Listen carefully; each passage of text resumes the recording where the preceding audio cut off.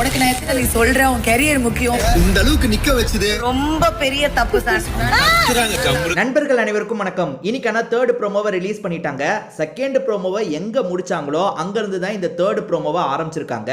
இந்த தேர்ட் ப்ரோமோல என்னெல்லாம் நடந்தது அப்படின்றத பத்தி இந்த வீடியோல நம்ம டிஸ்கஸ் பண்ணலாம். அதுக்கு முன்னாடி இந்த வீடியோக்கு ஒரு லைக் போடுங்க.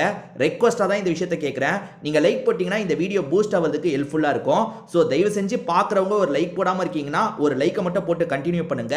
இன்னும் நம்ம சேனலை சப்ஸ்கிரைப் பண்ணாம இருக்கீங்கன்னா சப்ஸ்கிரைபும் பண்ணிக்கோங்க. சின்ன சின்ன அப்டேட்ல இருந்து எல்லாமே நம்ம சேனல்ல வந்துரும். சரி, இந்த தேர்ட் ப்ரோமோல என்ன நடக்குது பார்ப்போம். செகண்ட் ப்ரோமோவோட முடிவுல வந்து உங்ககிட்ட பேசுறதுக்கு எதுவும் இல்ல, இந்தாங்க அப்படின்ற மாதிரி ரெட் கார்டை காமிச்சிட்டாரு. ரெண்டு ரெட் கார்டை காமிச்சு நீங்க ரெண்டு பேருமே வெளியே போக போறீங்கன்னு விஜய் சேதுபதி சொல்லிட்டாரு. பாத்தீங்களா?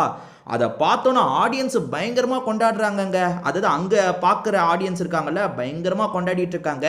சரி, அங்கதான் கொண்டாடுறாங்கன்னு பார்த்தா ட்விட்டர், ஃபேஸ்புக், இன்ஸ்டாகிராம் எல்லா இடத்துலயும் கொண்டாடிட்டு இருக்காங்க. நம்ம மக்கள் எவ்வளோ கொண்டாடுறாங்கன்னு பார்க்கும்போது தான் இவங்களுக்கு எவ்வளோ ஏற்றட் இருக்குன்றது நமக்கு தெரிய வருது. ஸோ இந்த விஷயத்தில் வந்து நம்ம எதுவுமே குறை சொல்ல முடியாதுங்க. ரெட் கார்டு இந்த விஷயத்தில் தந்தது 100% சரிதான். சரி, இந்த ப்ரோமோல என்னெல்லாம் நடந்தது அப்படின்றத நம்ம பார்ப்போம். விஜய் சேதுபதி ரெண்டு பேருக்கும் ரெட் கார்டு காட்டுறாரு. பார்த்தீங்களா? ஆடியன்ஸ் எல்லாருமே கிளாப்லாம் தட்டுறாங்க. அதே மாதிரி திவ்யா செம்மையா இந்த இடத்துல கிளாப்லாம் தட்டிட்டு இருக்காங்க. இவங்களுக்கு ரெட் கார்டு கிடைச்சது தெரிஞ்ச ஹவுஸ்மேட்ஸ் ஒவ்வொருத்தரும் ஒவ்வொன்று சொல்றாங்க. அதுல சபரி என்ன சொல்றாருன்னா, வீட்டுக்கு போய் பாரு, நீ பண்ணது உனக்கே தெரியும்னு சொல்றாரு. அவ்வளோ வைலண்டா நடந்துகிட்டு அப்படின்றத பத்தி கமருதீன் கிட்டையும் பார்வதி கிட்டையும் சொல்றாரு போல. அடுத்ததா திவ்யா சொல்றாங்க. திவ்யா வந்து கமருதீனை பார்த்து சில விஷயங்களை சொல்லிட்டு இருக்காங்க. அது என்ன சொல்றாங்கன்னா, உனக்கு நான் எத்தனை வாட்டி சொன்னேன், நீ தான் கேட்கல. அவ உன்னை ட்ரிகர் பண்றா, அதை கேட்டு நீ இப்படிலாம் பண்ணிட்டு இருக்கன்னு நான் சொன்னல, நீ கேட்கல.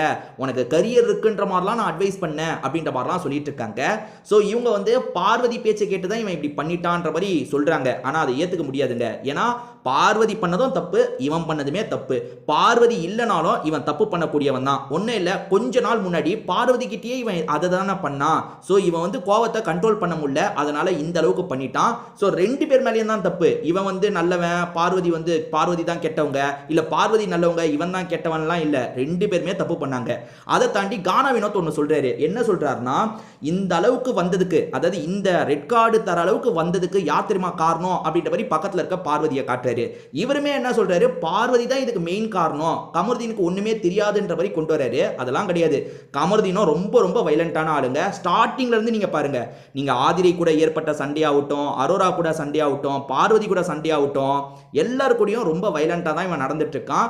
இவன் நேத்து பயங்கரமா பேசினது ஒரு காரணம், அதுக்கப்புறம் பார்வதி தள்ளி விட்டதுக்கு ஒரு காரணம். சோ இவங்க ரெண்டு பேருமே தான் நடந்த எல்லா சம்பவத்துக்கும் பொறுப்பு. திவ்யாவை பொறுத்த வரைக்கும் கமருதீன் கிட்ட பேசிட்டு இருந்தாங்கன்னு சொன்ன பாத்தீங்களா? அப்படி பேசிட்டு இருக்கும் போது பார்வதியை பத்தி பேசினதுனால பார்வதி உள்ள பூந்துலாம் பேச ஆரம்பிச்சாங்க. அது என்னன்னா, நீ எல்லாம் தயவு செஞ்சு பேசாதன்ற மாதிரி ஆரம்பிச்சாங்க.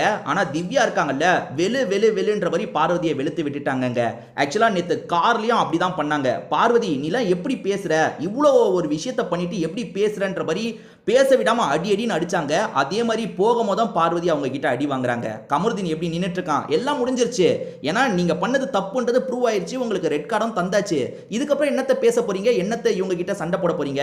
நீங்க ரெண்டு பேருமே இப்ப வெளியே போக போறீங்க. வெளியே போகும்போதாவது ஸ்மூத்தா போயிடலாம். சரி, அதுக்கப்புறம் தான் பார்வதி என்ன பண்றாங்கன்னா, சாண்ட்ரா கிட்ட மன்னிப்பு கேட்க ஆரம்பிக்கிறாங்க.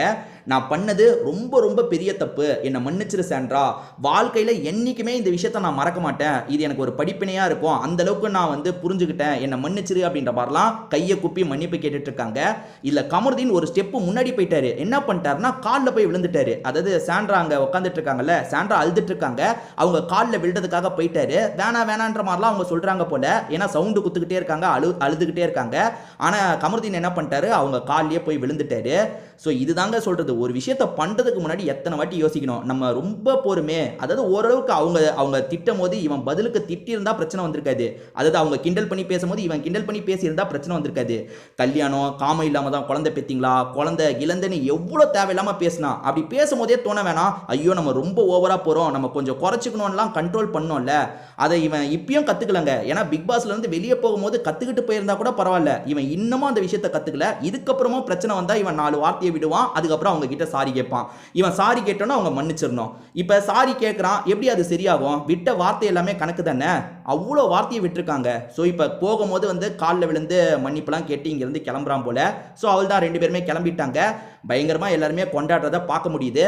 இதை பற்றி உங்களுக்கு ஏதாவது கருத்து இருந்தால் கமெண்ட் செக்ஷனில் சொல்லுங்கள், நானுமே பார்த்து தெரிஞ்சுக்கிறேன். வேற ஒரு வீடியோவில் பார்க்கலாம்.